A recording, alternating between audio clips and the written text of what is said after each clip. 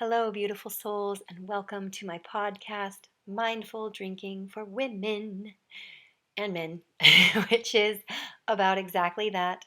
I help you get unobsessed with drinking alcohol by getting really honest with yourself about why you are over drinking in the first place and how you can begin to replace harmful drinking habits with empowered mindfulness, which includes the ability to drink less or to choose not drinking at all. Hi, my name is Jessica Betancourt, and I'm a certified life coach and hypnotherapist specializing in addiction transformation. I'm also a former hardcore wino, and today I will be talking about binge drinking and what that has to do with considering oneself a rebel. First, I'd love to mention that my 6-week program, Unobsessed, is now available as a hybrid course, which means that you can take the course according to your own schedule. There are 6 lessons that are delivered to you once a week, which will help you learn how to dissect your drinking habit and how to reframe and to let go of the thoughts and beliefs that are keeping you from having a healed relationship with yourself and with alcohol. The program also includes a private custom hypnotherapy session with me, as well as access to the Mindful Women's Circle, a private group where we work with energy healing and meditation. So that link is down below in the show notes. Or email me or message me if you have questions or curiosities. I love connecting with you. Thank you for being here. So, categorically, if we were to be so general with something so complex as a drinking addiction, we could say, I don't like lumping things into 2 groups ever, but for convenience, that's what we're going to do. There are roughly 2 types of problematic drinking. There's chronic consumption, right? Drinking daily or almost daily, an amount that doesn't necessarily vary too much. And binge drinking, which is more the style of being able to not drink for some days or a period of time, but when you do drink, you go nuts and you cannot seem to stop. And some people are more one style, and some people have an overlap of both.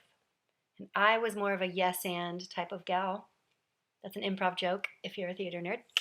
But what I found so interesting about binge style drinkers in the span of time that I have been working with women to heal from alcohol addiction, so about 3 years now, I've noticed 2 really interesting characteristics that almost every binge drinker has.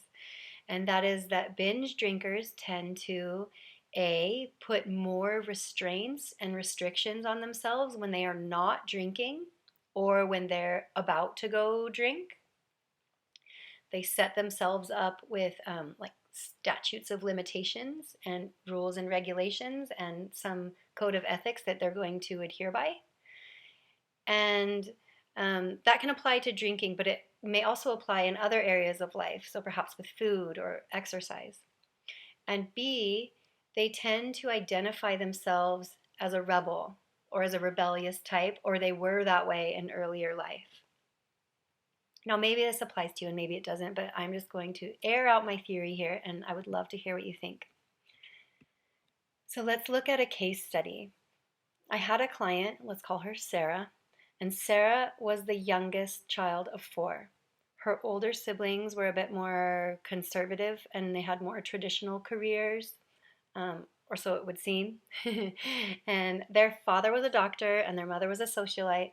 And Sarah, being more of a free spirit, more of a wild child, was constantly being corrected in her behavior and her choices.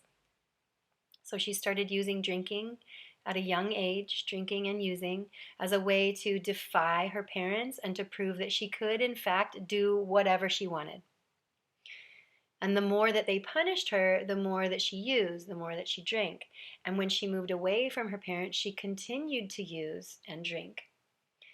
And by the time she came to me, she was in her late 40s, but she was still acting out with alcohol, much in the same way that she was when she was younger, even though no one in her life was telling her what she could or she couldn't do.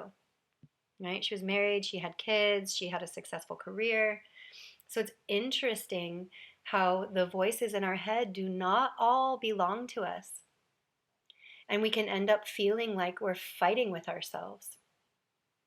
So what Sarah really wanted was to be able to go out and have a glass or two of wine and not end up falling over or blacking out or acting like a jackass. But inevitably she would go out, though well-intentioned, and just drink her face off. And what was happening? Well, from what I saw, she was living out a conflicted set of beliefs. And this is known as cognitive dissonance, when we feel and believe contradictory values or attitudes about the same thing. And it's very difficult when we are harboring certain beliefs that are not in alignment with our true selves to behave or act in a way that feels like it's for our greater good. When we're little, the voices of our parents or our caregivers become instilled in us as a voice of our subconscious. We hear their words echoing in our psyches long past the years when they were actually occurring. And then what happens is we overlap those voices with our own, and it can be difficult to tell them apart. And we might just interpret them as our own thoughts. And our actions are motivated by the thoughts that we think. So let's notice some examples of what this dynamic might look like. You say you'll only have one glass of wine, but then you just finish the whole bottle. You make a plan to be sober at a party, but then you just say F it and get wasted. You restrict yourself from drinking anything at all after a bad episode, but then when you do decide to have a drink again, you just make yourself sick. What is going on here? Well, what I believe is going on here, or could be happening, is that you are acting out two sides of a relationship within your own body and mind. There's the no, no, no side of a parental figure that wants to deny, restrict, and control, and the rebellious wild child that wants to not be controlled, who wants to be expressed and free. I grew up this way, and so maybe I'm biased that this just makes perfect sense to me, but I also see it in a lot of people who have the binge style behavior. So what can you do if this seems like a profile fit for you? You can ask yourself some really important questions like, who am I still rebelling against? Whose beliefs are these that I hear inside me that feel like control and manipulation? And if you close your eyes and just sit with that question, that latter question, whose beliefs are these that I hear inside me that feel like control and manipulation? Notice where you feel the resonance of that question inside of your body. For me, I feel it right in my throat chakra, the house of our freedom of expression. And I'm still working a lot with that, but I definitely feel so much resistance and constriction in that part of my body for not being able to express myself freely when I was young, for being told to be quiet, for being corrected, for having my emotions shut down, which were all, corroborators in my addictive habit that I've been able to work through. But ask yourself that question, because where you notice that inside your body will really be a key to unlocking what is not really yours. Which beliefs and thoughts are not really yours, that don't belong to your higher sense of self or your true authentic self? What are the voices of a parental figure perhaps, or a teacher, or just another person that maybe tried to control or manipulate or restrict you when you were younger? So where do you feel it? Where do you feel that in your body? That is a part of you that wants to be reconnected with you, to be healed with you. It wants your attention. It needs you to notice it. And when you start to pay more attention to what's really going on inside of you without distracting from those sensations with alcohol or substance, you can start to connect the dots about why you may be behaving a certain way. It's not that anything's wrong with you at all. It's more like you're playing out a dynamic of the past in present time. And it just no longer makes sense for your life, and maybe you can't see why you can't rid yourself or heal yourself of this behavior. So maybe you look at it from this perspective, if this makes sense for you.